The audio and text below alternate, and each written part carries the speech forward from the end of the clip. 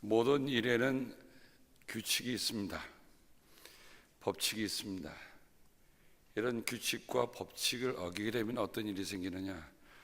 실은 제가 이 새벽 설교를 방송을 녹화를 하는데 중요한 게 지금 보니까 빨간불이 안 들어오는 거예요.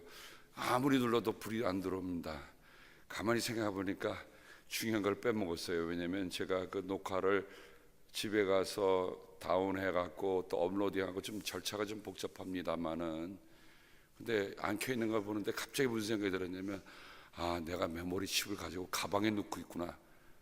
그러니까 아무리 좋은 성능이라 할지라도 메모리 칩이 없으니까 워킹이 안 되는 거예요. 근데 그 순간에 깨달았습니다. 저는 오늘 말씀에 보면 하나님의 백성기도와 왕도가 있는데, 백성기도와 왕도를 지키라고 하면서 내가 기본적인 저 규칙을 못 지키고 있구나. 여러분에게 송구한 말씀 드리면서 오늘 말씀을 시작합니다. 하나님의 백성이 살아갈 삶의 규칙이 있습니다. 두 번째는 왕이 되면 왕으로 지켜야 할 왕의 법도가 있습니다. 이것은 그냥 주는 게 아니라 우리가 하나님의 백성으로 살아가면서 또 하나님이 선택한 왕이 될 때 왕으로서 살아갈 중요한 법도가 있습니다. 이 법도가 오늘 우리에게 무엇을 얘기할 것인가? 여기 보면 좀 어떻게 보면 엄청난 대가를 치르라고 합니다. 하나님의 공동체는 세상의 공동체와 다르기 때문에 대충 절충하고 협상하고 파견하는 것이 아닙니다. 하나님 나라는 엄중한 법도를 우리에게 요구합니다. 그것이 하나님이 먼저 백성들에게 말씀하신 것입니다. 저는 어제 말씀을 대하면서 17장 1절에 보면 당신들은 흠이 있거나 악질이 있는 소나 양을 주고 당신들이 하나님께 제물로 바쳐서는 안 됩니다. 하나님의 백성의 법도를 얘기하면서, 여러분, 제물은 뭐에 필요한 겁니까? 하나님께 예배 드릴 때 필요한 겁니다. 근데 하나님께 예배 드리는 것 가운데 흠이 없는 거나 악질이 있는 것, 그 말은 뭡니까? 여러분, 여기 흠이라고 하는 것은 죄를 가리키는 겁니다. 하나님께 드리는 예배에 드리는 희생 제물은 나를 대신해서 대속하는 제물로 하나님께 드리는 거예요. 그러니까 내가 죄를 졌으니 내 죄값으로 대신 이 소나 이 양을 하나님께 드린다고 할 때 그 소나 양은 자기가 고르고 골라서 흠이 없는 것이야 하는 겁니다. 오늘 우리가 하나님께 예배 드릴 때 이런 관례와 이런 하나님의 법도가 구약의 것이라고 밀어놓지 말고, 오늘 우리가 하나님께 예배 드릴 때 과연 우리가 얼마만큼 우리의 죄의 문제에 대해서 심각하게 생각하고 있는가 라는 것을 돌이켜봐야 합니다. 왜냐하면 죄는 자신의 영혼을 썩게 만드는 거거든요. 왜 흠이 없는 악질이 없는 소나 양을 바치지 말라고 했을까? 벌써 그 마음속에는요, 하나님을 가볍게 여기는 겁니다. 예배를 가볍게 여기는 거예요. 하나님을 가볍게 여기고 예배를 가볍게 여기는 사람이 고른 제물이니 어떤 제물을 골랐다고 하는 겁니까? 저는 이것을 보면서 이런 생각이 들어요. 자기도 별로 쓸모없는 거 하나님께 드린 거예요. 여러분, 우리가 하나님께 드리는 것은 내 삶에 있어서 정말 나를 대신할 수 있는, 나의 목숨과 견줄 수 있는 그런 예물이 되기를 바랍니다. 우리의 시간도, 우리의 정성도, 우리의 헌신도, 우리 하나님께 드리는 모든 예물도 이런 마음으로 드릴 때 하나님 기뻐하시는 거예요. 여러분, 한번 생각해 보십시다. 우리가 어떤 분들에게 선물을 한다고 할 때 정말 그 부분이 소중하며, 여러분, 선물 고르는 자체부터 신중합니다. 뭐를 좋아하실까? 이게 마음에 드실까? 실은 사는 거는 잠깐이지만 고르는 과정은 시간이 많이 걸려요. 하나님께 우리가 드리는 예배의 마음이 그와 같다고 생각이 됩니다. 저는 사실 찬송을 고르면서도 오늘 아침에 와이프한테 제가 찬송 몇 장이다라고 불렀는데 말씀을 다시 한번 보다 찬송을 또 바꿨어요. 왜냐하면 하나님의 말씀과 더 가까이 있는 게 뭘까? 오늘 메시지와 더 가까운 게 뭘까? 마지막 순간에도 찬송이 바뀔 수 있어요. 그건 왜냐하면 찬송가 하나를 고르는데도 그냥 고르는 게 아니라 오늘의 말씀과 무엇이 말까? 너 성결케 위해 늘 기도하며, 그렇죠? 하나님께 예배드릴 때 우리에게 정말 성결한 마음, 깨끗한 마음, 하나님을 향한 마음이 있을 때 그 예배를 하나님께서 기뻐하시지 않겠느냐 말입니다. 고르는 데 시간이 많이 골라요. 많이 듭니다. 그게 마음이잖아요. 그러면 그 선물을 싸들고 와서 포장을 해서 전해줄 땐 무엇이 가는 겁니까? 내 마음이 가는 거예요. 내 사랑이 가는 거예요. 내 정성이 가는 거예요.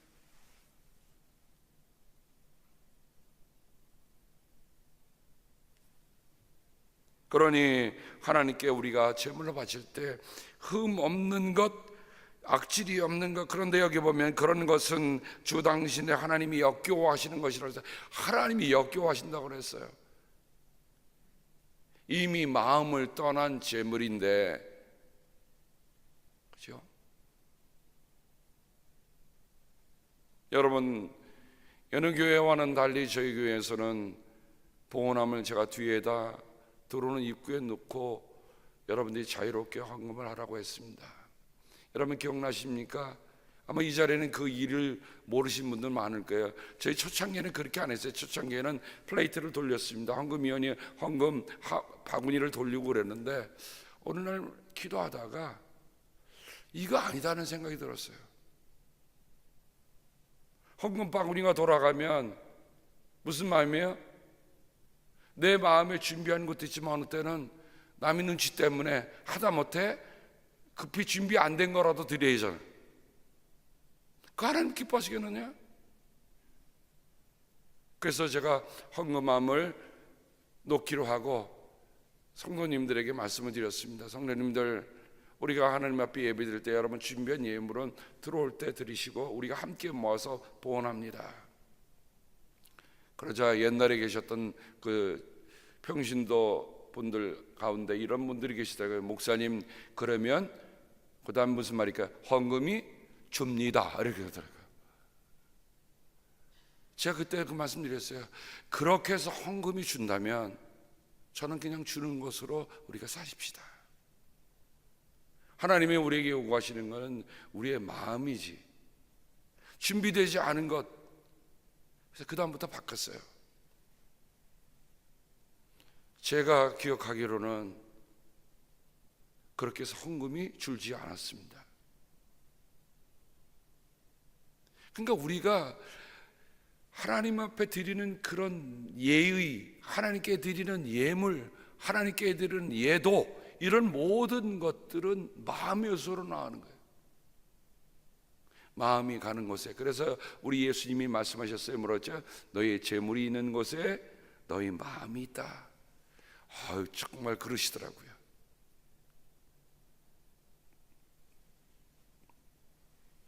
그러므로 우리가 하나님께 드리는 예물을 깊이 돌아보십시다.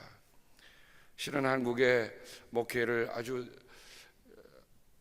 좀 파격적이라는 말은 구태의연하게 하지 않은 한 목사님이 쓴 글을 읽은 적이 있었습니다. 저와 같은 또래 혹은 저보다 조금 밑에 또래의 목사님인데 아주 젊은 사람들이 많이 모여요. 그리고 교회를 새롭게 하는데 합니다. 그래서 가끔가다 이런 토크쇼 같은 데 나와서 기독교가 이렇게 제자리를 찾아갑니다 하는데 그분이 쓴 책 가운데 제가 이런 글 하나가 아직도 생각납니다. 하나님께 드리는 헌금의 원칙은 어떻게 합니까? 이렇게 물었어요. 그러자 그 목사님이 그렇게 썼더라고요. 저는 물론 뭐 11조 이런 거 말고 통상적으로 우리가 드리는 주일 예배 헌금은 어떻게 하느냐, 자기가 소중한 손님을 만났을 때 그 소중한 손님을 만나서 점심 대접이나 저녁 대접을 할 때 당신이 드는 비용을 생각해 봐라. 하나님은 하나님이 당신에게 정말 소중한 손님처럼 여기신다면 그거보다 그거와 같이 하라. 근데 그때 그 마음이 들어서인지 저도 그때 배웠어요. 야, 젊은 목사님이 참 어쩌면 그렇게 명확하게 똑똑하게 얘기하는가 생각해보니 그렇더라고요. 여러분, 소중한 손님이 찾아오면 가서 패스트푸드 싸다가 그냥 먹고 말겠습니까? 아니에요. 여러분이 정말 소중한 손님이면 어떻게 잡을까 여러분이 아실 거예요.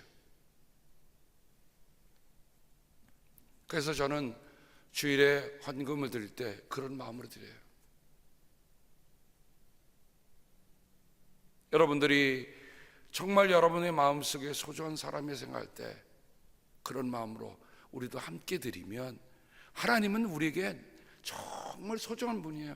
시편 23편에 다윗이 얘기했잖아요. 주님이 내 원수들이 보는 앞에서 나를 귀한 손님으로 맞아주시고 내게 상을 베풀어 주시니 내 잔이 넘칩니다라고 고백했는데 다윗이 그 다음 삶에 어떻게 했습니까?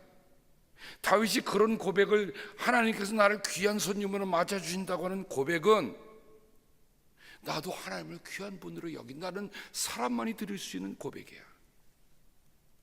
그렇죠?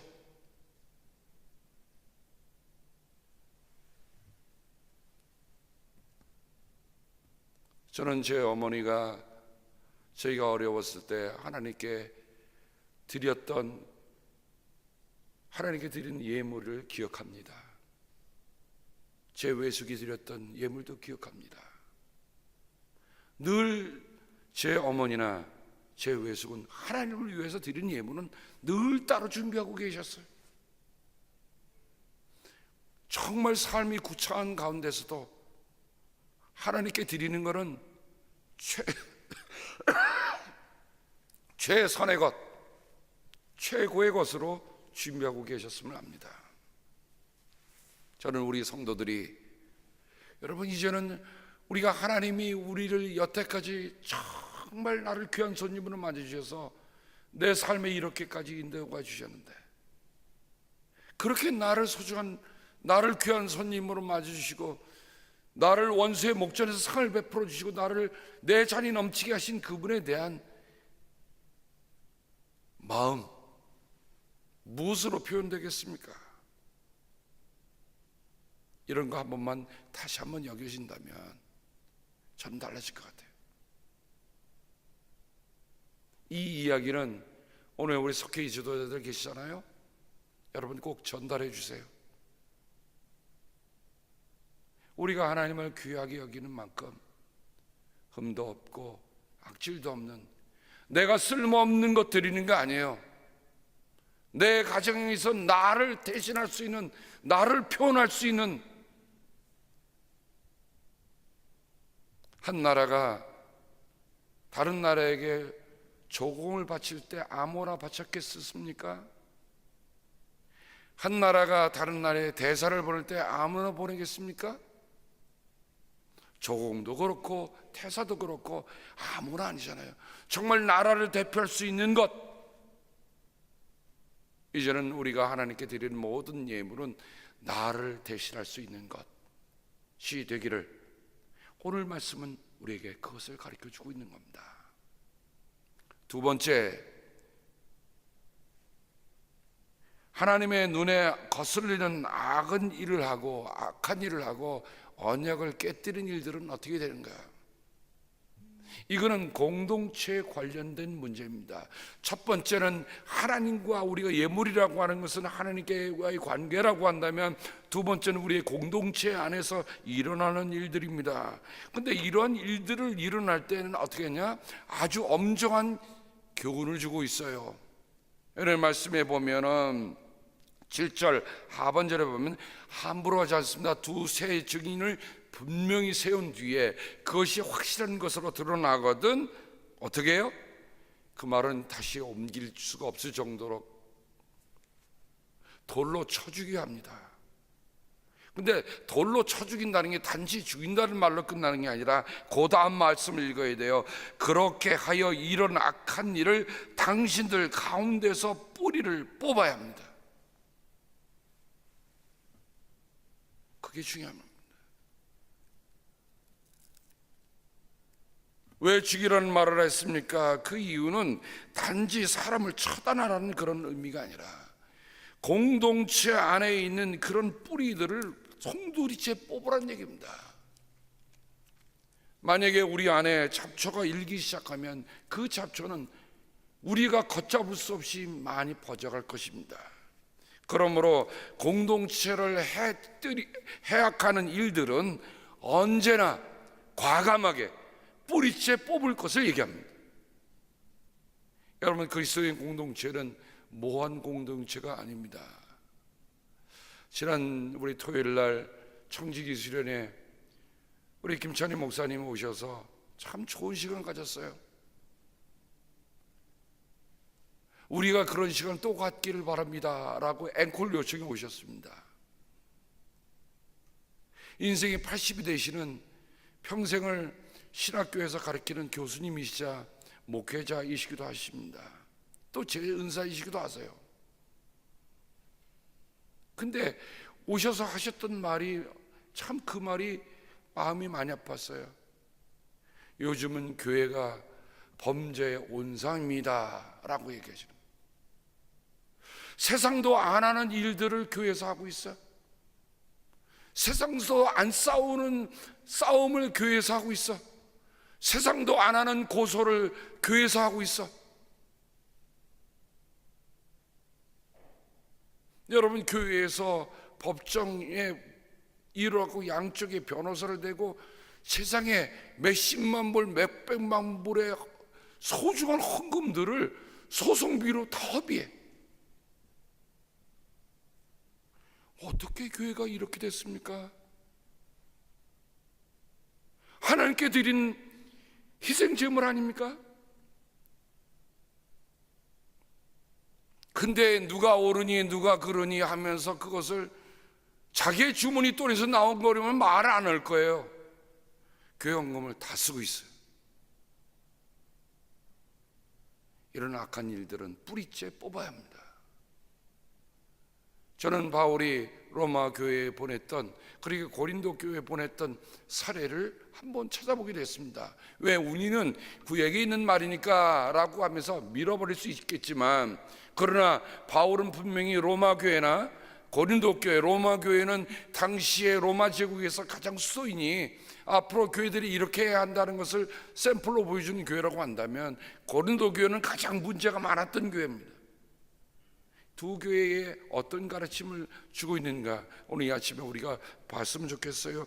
로마서 16장, 로마서의 제일 끝장입니다. 로마서 16장 17절 18절.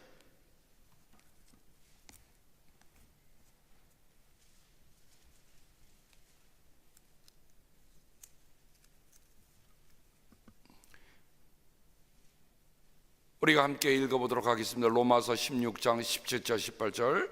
형제 자매 여러분, 내가 여러분에게 권합니다. 여러분이 배운 교훈을 거슬러서 분열을 일으키며 올무를 놓는 사람들을 경계하고 멀리 하십시오.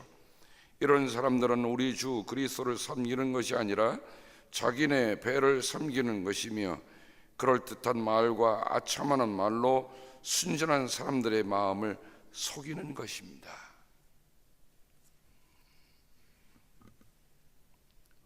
분명한 하나님의 가르침이 있는데 그 가르침을 거스릅니다. 분열을 일으킵니다. 올무를 놓습니다. 올무는 뭐예요? 눈에 띄지 않게 갖다 놓잖아요. 거기 걸리면요, 걸리는 새나 걸리는 짐승들은 죽습니다. 그 말은 뭐예요? 떳떳하게 드러내놓게 하지 않는 비열한 일들입니다. 이런 일들은 어떻게 하라고요? 경계하고 멀리 하라고 했습니다. 저는 이곳에서 목회하는 동안에 참으로 생각지 않았던 일들을, 생각지 않은 말들을 들은 적이 참 왕왕 있었습니다. 저는 그런 것에는 양보하지 않습니다. 오늘 바울은 뭐라고 했습니까? 경계하고 멀리하라.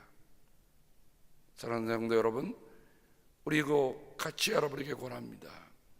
이런 공동체의 분열을 일으키고 분명한 가르침을 거스리는 일들은, 그리고 올무를 넣는 이런 비열한 일들은 여러분이 경계하고 멀리하시기 바랍니다. 가까이 두면 누가 다칩니까? 다른 사람이 다치지 않습니다. 내가 다치는 거예요.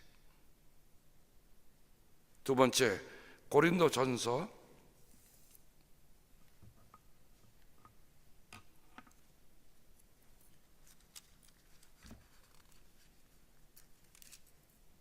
5장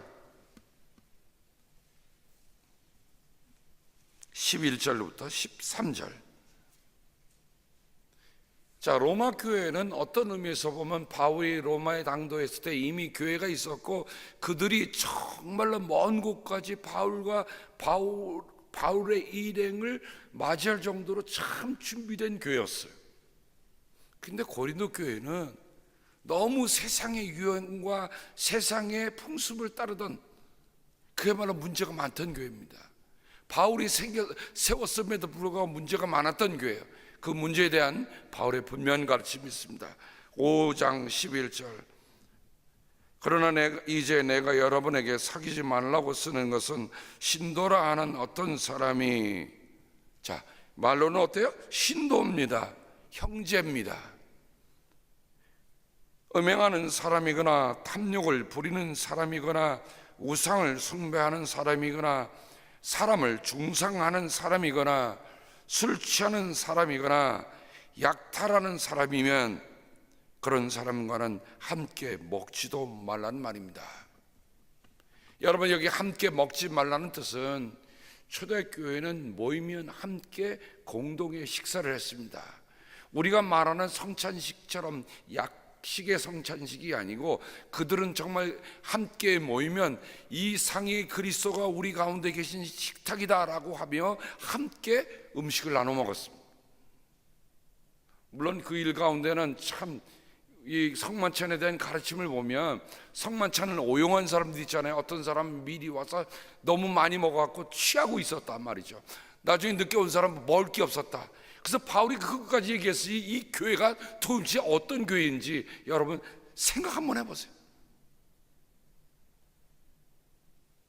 자, 그런데 이 교회 안에 이런 사람들이 자칭 신도라고, 자칭 성도라고 하고, 자칭 형제라고 올 때에 이런 사람들은 어떻게 하라? 멀리하라. 그 다음 말씀입니다. 함께 먹지도 말라. 밖에 있는 사람들을 심판하는 것이 나에게 무슨 상관이 있습니까? 여러분이 심판할 사람들은 안에 있는 사람들이 아니겠습니까? 밖에 있는 사람들은 하나님께서 심판하실 것입니다. 여러분은 그 악한 사람을 여러분 가운데서 내쫓으십시오. 지금은 A라는 교회에서 문제를 일으키면 쫓는 게 어디 있어요? 쓱 가서 B라는 교회에서 나 누굽네라고 합니다. 또 B라는 교회에서 안 되면 C라는 교회로 옮겨가요. 교회에 그런 권위가 없어졌어요. 문제입니다. 오늘 말씀에 보면 어떻게 해요? 내쫓으라고 했어요. 여러분, 공동체에서 내쫓으라는 말은 지금은 우리가 그것을 이해하지 못하지만, 여러분 요한복음에 보면 예수를 믿는 사람들을 회당에서 내쫓아냈다, 출교시켰다 라고 하는 말은 그들의 공동체에서 쫓겨났다고 하는 의미는 생명을 뺏긴다는 말과 똑같습니다. 구약에 나타난 죽인다는 말과 같은 말입니다.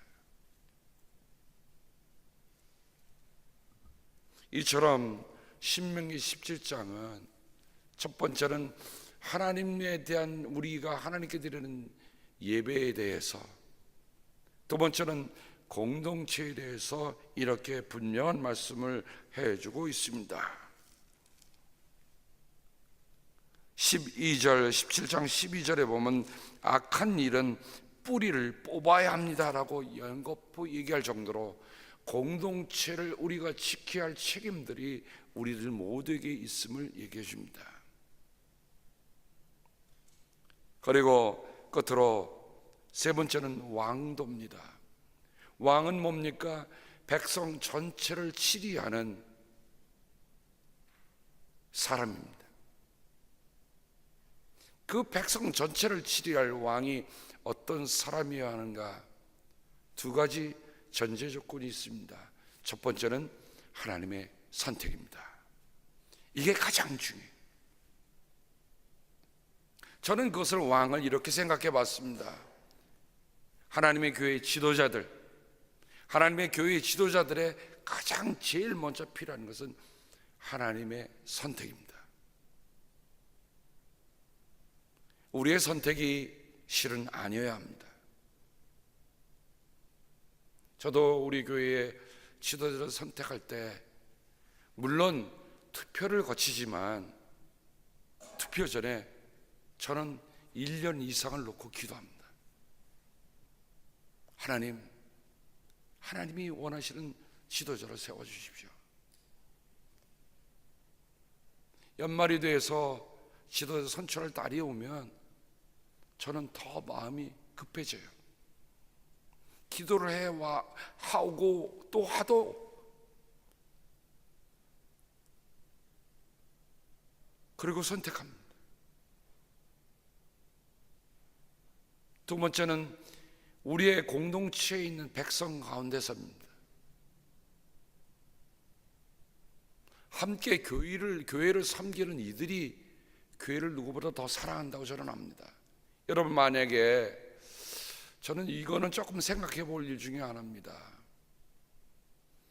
미국 우리 디서플레를 보면 재단 이사장, 보드 오브 트러스티라고 하는 재단 이사가 있는데 그 이사들은 교인 아니고도 밖에서 선출할 수 있도록 되어 있습니다.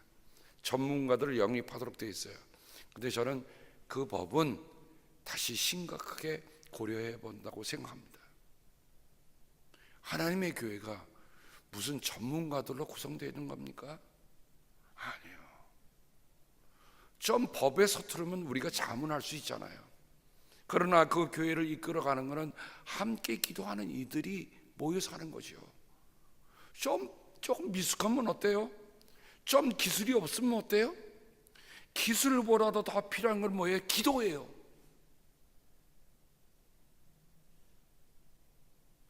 재능보다 더 필요한 건 마음이에요.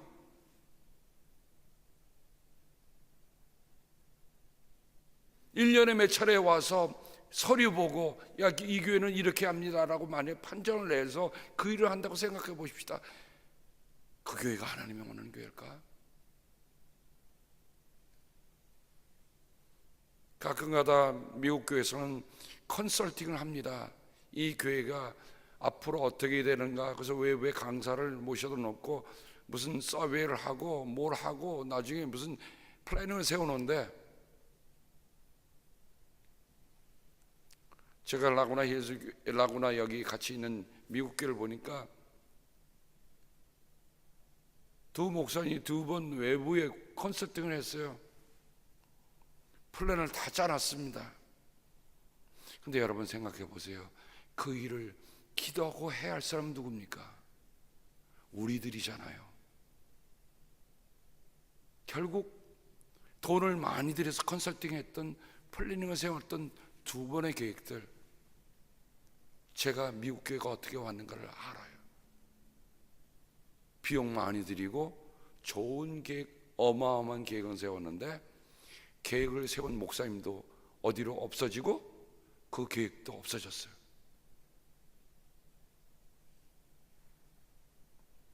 그러니 오늘 말씀에 보면 어떻게 해요? 너희 백성 가운데서 뽑아야 한다. 하나님의 선택, 백성 가운데다. 그러므로 저는 함께 섬기는 여러분들을 참 소중히 여깁니다. 저는 밖에 가서 자문 고하라고 기웃거려 보는 적이 없어요. 심지어 어떤 목사님들이 목회 잘하더라, 그 목회 기술을 배운 적도 없습니다. 송구한 얘기지만 저는 그런 세미나 안 갑니다. 저는 기도해요. 저는 말씀 보고 기도해요. 왜 그러냐? 하나님 우리에게 그렇게 알려주죠.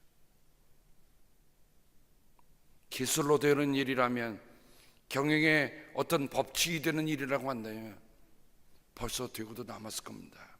하나님이 원하시는 건 그게 아니에요. 저는 이 왕도를 보면서 하나님의 선택과 너희 백성 가운데 한 일을 뽑아라고 한 그 말씀을 마음속에 두고 있습니다. 거기에 어떤 조건인가? 반드시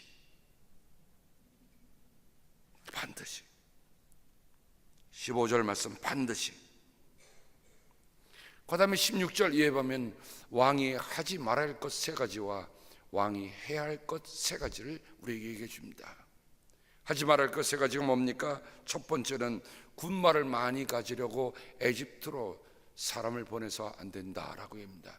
너희들이 떠나온 길을 되돌아가지 말라는 겁니다. 여기는 깊은 의미가 담겨 있습니다. 제가 제자성서에서도 이 말씀을 가르쳐 드렸죠.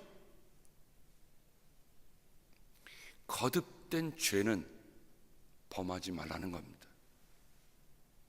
여러분, 에집트는 어디에? 자기들이 노예 생활했던 곳입니다. 노예 생활에서 나왔는데 그 노예 생활했던 그곳에 군말을 살아 보낸다는 얘기입니다. 역설 아닙니까? 이게 하나님을 거스르는 일이에요.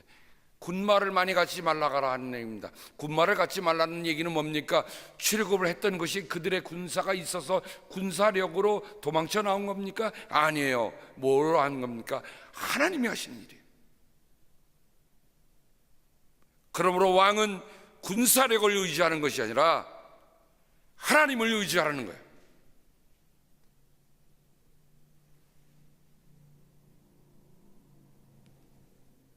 저는 제가 죽을 때까지 하나님만 의지하고 살려고 합니다. 하나님을 의지하는 사람 100명만 있어도 세계를 변화시킬 수 있습니다. 존 웨슬리 목사님 그랬어요. 하나님을 두려워할 줄 알고 죄를 멀리하는 사람 100명만 내게 주십시오. 내가 세상을 변화시키겠습니다. 존 웨슬리 목사님은 그 심정으로 말을 다니며 전국 곳곳을 다니며 복음을 전했던 것입니다. 사랑하는 성도 여러분, 우리도 모르는 사이에 자꾸만 군말을 의지하려고 하지 않습니까?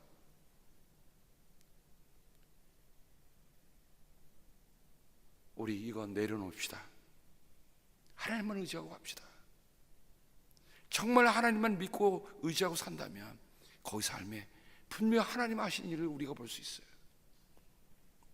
두 번째 멀리해야 할 건 뭡니까? 아내를 많이 두지 말라. 이 얘기는 제가 더 할 필요가 없을 것 같아요. 왜냐하면 아내를 많이 두면 마음이, 그 아내들에게 마음이 쏠리기 때문이다. 그 말은 뭡니까? 우리의 마음은 일편단심 하나님께만 두라는 거예요. 일편단심 하나님께 마음을 두라. 마음을 다하고 뜻을 다하고 힘을 다하여 다 알아가셨어요. 세 번째, 은과 금에게 많이 모아놓지 말라. 하나님과 재물은 겸하여 섬길 수 없습니다. 자, 그러면 이 세 가지를 안 하는 부정적인 명령을 먼저 내놓고 그 다음에 정작 중요한 것을 마지막에 해놓습니다. 18절부터 20절까지 말씀인데, 왕에 오는 사람은 레위 사람 제사장 앞에 보관되어 있는 이 율법책을 두루마리에 옮겨 적어. 여러분, 두루마리에 옮겨 적는다는 말은 뭡니까? 하나님의 말씀에도요, 내가 스스로 하고자 하는 의지가 있어야 돼요. 아니, 율법책 갖다 놓으면 되지, 프린트물 갖다 놓으면 되지. 여러분, 하나님의 말씀도 우리가 품을 팔기를 바랍니다. 그렇죠? 덮어놓고 옆에만 두면 성경책이 되겠습니까? 옮겨 적는다는 말은 그냥 옮겨 적었겠어요? 정말 이 말씀들을 내 마음속에 새기고자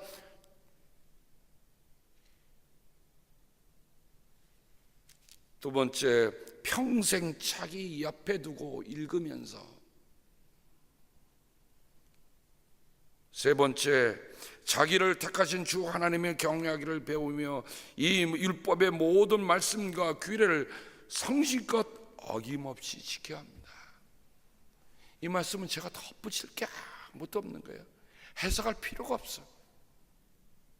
그래야 20절 보면 교만하지도 않고 자기계를 없은 여길도 없고 계명을 떠나 좌로나 우로나 치우치는 일이 없고 그의 자손이 오래도록 왕위를 앉게 될 것이다. 신명기가 이미 왕의 법도를 얘기해 주는 것, 어떤 의미에서 보면 우리는 모두 왕 같은 제사장이라고 했던 말씀이니까 우리도 다 왕이에요. 첫 번째는 자기 자신을 잘 다스릴 수 있기를 바랍니다. 여러분, 왕이 자기를 못 다스리는 왕이면 어찌 왕이라 하겠습니까? 두 번째는 우리가 우리의 가정을 잘 다스릴 수 있기를 바랍니다. 세 번째는 우리의 교회를 잘 다스릴 수 있기를 바랍니다. 이 세 가지가 되면 밖에 나가서 우리는 왕처럼 살 수 있어. 이런 일들이 우리 가운데 있기를 주님의 이름으로 축복합니다. 기도하겠습니다. 하나님 아버지, 오늘 아침에는 안개가 자욱 꼈습니다. 안개를 뚫고 갈 때는 먼 곳을 내다보지 않습니다. 바로 앞에 하나하나의 경계를 기울이며 우리가 그 길을 갑니다. 하나님, 오늘 말씀해 보니 우리 자신에 대해서 그리고 우리의 공동체에 대해서 더더욱이 왕으로서의 살아갈 법도를 우리에게 가르쳐 주신 것에 감사를 드립니다. 말씀을 더욱더 씹고 또 씹고 새기고 또 새겨서 이 말씀들이 우리의 삶으로 옮겨지는 귀한 은혜가 있도록 함께하여 주옵소서. 우리 주 예수 그리스도의 은혜와 하늘 아버지의 사랑하심과 성령님의 사귐이 함께 하시옵기를 우리 구주 예수 그리스도의 이름으로 간절히 축복하며 기도합니다. 아멘.